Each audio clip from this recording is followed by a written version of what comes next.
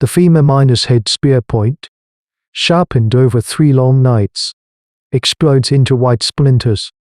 It strikes the flank of the Ankylosaurus with a dead, hollow thud, a sound of utter failure. The beast does not even flinch. Its body a fortress of fused bone and keratin or US plates. Bor grunts, the recoil jarring his shoulders as he stumbles back. Around him, the 6 other hunters of the stone minus not clan fan out, their own expressions mirroring his a grim cocktail of hunger and frustration, for a full sun minus cycle. They have harassed the low minus slung dinosaur, a walking citadel of meat that could feed their 20-7 members for a moon. But their osteodontokeratic technology, the legacy of their human ancestors, is proving useless. Their spears, fashioned from the bones and horns of lesser prey, cannot find purchase. Their stone axes, good for butchering a hadrosaur, glance off the armored hide like pebbles. This isn't a hunt. It's a lesson in their own fragility within this unforgiving chapter of prehistory. The Ankylosaurus, indifferent to their efforts, continues its slow march toward a grove of ferns, its massive tail club swinging in a low, metronomic arc. It is this tail that ends the hunt. Kale, younger and drasher than the others, darts into close from the side, trying to drive his spear into the softer underbelly. The beast shifts its weight. A movement as fluid and inevitable as a landslide, and the club whips around. The impact is not a crack but a sickening, wet crunch.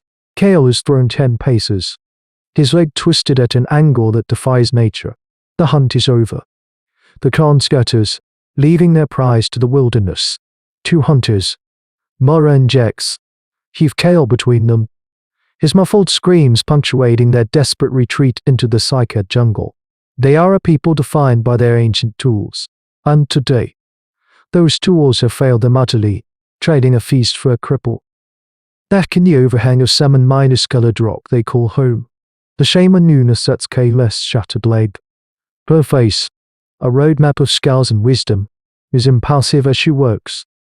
But the tension in the cave is thick enough to blunt a blade.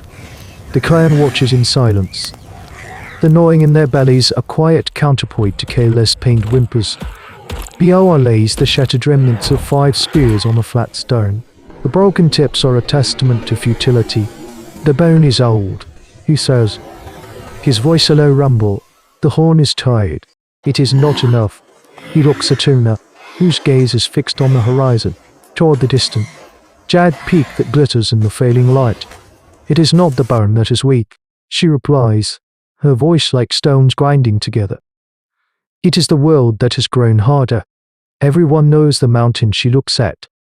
The glass mountain. The only place for miles where the earth itself has bled stone sharp enough to kill the walking mountains. It is also the hunting ground of the Night Fangs, a pack of Utahraptors whose intelligence is matched only by their savagery. The choice is as clear as it is horrifying.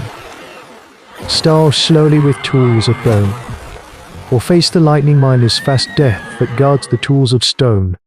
When the bone miner's spear shatters, Una thinks, her eyes locking with Bor's. The mind must become the flint, and strike a new kind of fire. For 3 days, Bor and Mara lie on their bellies in a thicket of ginkgo trees, the glass mountain a shard of night against the sky. They are ghosts, their movements slower than the passing of clouds. To observe the Night Fangs is to learn a new kind of stillness, a new depth of fear. The pack moves with a terrifying economy of motion. They are not the lumbering thunder minus beasts of the plains. They are living weapons, a dozen of them, their swords on hips allowing for a bipedal gait that is both bird minus like and reptilian. Their mottled feathers, the color of dry blood and shadow, make them shimmer and vanish in the dappled light. They communicate in a language of clicks and low whistles, coordinating their hunts with a precision that speaks to a terrifying intelligence. On the 2nd day, the clan scouts watch them take down a lone Tenentosaurus. It is not a battle, it is a decismably. 3 raptors harry the herbivore's head, their screeches disorienting, while 2 others dart in from the flanks, leaping with impossible agility. They don't strike with their jaws. They use the massive sickle-shaped claw on their second toe. They jump, pin the beast's hide with their weight, and use that single, horrific talon to unzip flesh from bone. The Ankylosaurus is still screaming when they begin to feed. It is a vision of swift, merciless butchery. Biawa feels the familiar despair coiling in his gut. But Moira, younger and with eyes that see the world in patterns, sees something else. They leap, she whispers, her breath fogging in the cool morning air. When they leap, they cannot turn, and their whole body follows the claw. Back in the cave, the air is stale with Kale's pain and the clan's hunger. Biawa explains what they saw, the hopelessness of facing such speed and ferocity. But then Mara steps forward. She takes a thin, straight branch, the length of her arm, and shows them a groove she has carved into one end. She fits the butt of a small, flint-tipped javelin into it. Our arms are too slow, she says, but we can make them longer, faster, with a flick of her wrist. A whip-like motion that uses the branch as a lever. She sends the javelin flying. It doesn't travel much farther than a normal throw, but it leaves her hand with 3 times the speed, striking a slab of rotting wood with a vicious thwack. The atlatl. It is a revelation, a piece of primitive technology so profound it feels like magic. I gasp ripples through the assembled ancient humans. Una, the shaman, rises slowly. She has been listening, her eyes closed. She walks to the fire and picks up a charred stick, sketching in the dirt. She draws the raptor's sickle claw. Then, beside it, she draws a spear point. Below the point, she adds a cruel, backward facing hook carved from an all-OSA tooth. Speed is not enough. She rasps. We cannot match their claw, so we will make our own. The gutter spear, a weapon designed not just to pierce, but to tear. If the point misses a vital organ, the hook will catch on the retreat, ripping through tendon and muscle, turning the raptor's own powerful forward momentum into a self-inflicted wound. A new energy fills the cave, displacing the despair.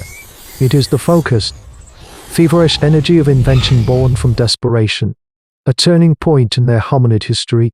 For the next 5 sun-cycles, the clan works. They are no longer just hunters. They are engineers. They shape wood, chip flint, lashed at hooks with sinew, and practice endlessly with the atlatl. The first throws are clumsy, but soon, the small spears fly straight and true. A swarm of deadly hornets. They are crafting an answer to a question the world has asked them: how does the slow and soft kill the fast and vicious? The air at the base of the glass mountain is thin and sharp, smelling of pine and cold stone. It is the grey hour before dawn, a time of ghosts and predators. Biawa divides the clan into 3 teams. The first, the bait team, is led by Jax, his movement swift and silent. His task is to draw the night fangs away from the obsidian fields. The second, the mining team, led by Mara, carries the heavy hide bags and sharpened antlers for prying the precious black stone from its volcanic bed. Biawa himself leads the third team, the killers. They are the 7 best throwers, armed with the new atlatl and a dozen of Una's gutter spears. This is the fulcrum of their plan, the bloody point upon which their future pivots. They have studied the raptors. They know the pack hunts in a pincer movement, driving prey toward a central killing ground. Today, the stone miners not clan will be that killing ground. They position themselves in a narrow ravine, the rock walls rising steeply on either side, forcing a direct, friendly assault. A piercing whistle cuts through the silence. JIXS signal. The trap is sprung. Minutes later, a crashing in the undergrowth heralds the approach of the prey. 2 of the clan's fastest runners, who burst into the ravine and scramble up a pre-selected rock face to safety. The sound that follows is the one from Boar's nightmares, a series of high-pitched, chittering calls. The sound of the night fangs closing their jaws. The alpha Utahraptor appears first, a magnificent, terrifying creature with a scarred snout and intelligent, merciless eyes. It skids to a halt, sensing the ambush, but it is too late. The rest of the pack, driven by the momentum of the chase, piles into the ravine behind it. The hour roars, a signal that is pure, primal fury. Now, from the ledges above, the first volley of atlatl miners thrown javelins rains down. They are not aimed to kill but to confuse and injure, to turn the raptor's coordinated attack into chaos. One spear sinks deep into a raptor's thigh, eliciting a shriek of pain. Another glances off a feathered back. The pack erupts into a frenzy. It is here that Owaina's wisdom and Mora's ingenuity converge. The raptors, maddened and penned in, do what they do best: they leap. They spring toward the ledges, their infamous sickle claws extended. But as they jump, Biaora's killers step forward, planting the butts of the gutter miners' spears into the earth, their hooked tips angled perfectly. A young raptor lands directly on a spear set by an old hunter named Fen. The flint point punches through its chest, but it is the hook that does the real work, as the beast's own weight drives it forward. The tooth miner's bow rips its insides apart. It collapses, gurgling blood. The sight is horrific, but it is a horror they have engineered. Another raptor avoids a spear but is caught by Una herself, who has waited for this moment. She doesn't use a spear. She swings a heavy, sinew miner's strong deer hide like a net, tangling the raptor's legs in mid-minus air and sending it crashing to the ground, where two hunters finish it with stone axes. The battle is a maelstrom of screeches, snapping jaws, and the desperate shouts of hominids fighting for their place in a world that does not want them. In the chaos, the alpha raptor, shrewder than the rest, ignores the fighters on the ledges. It sees Jax, who has descended to coordinate the attack, and launches itself directly at him.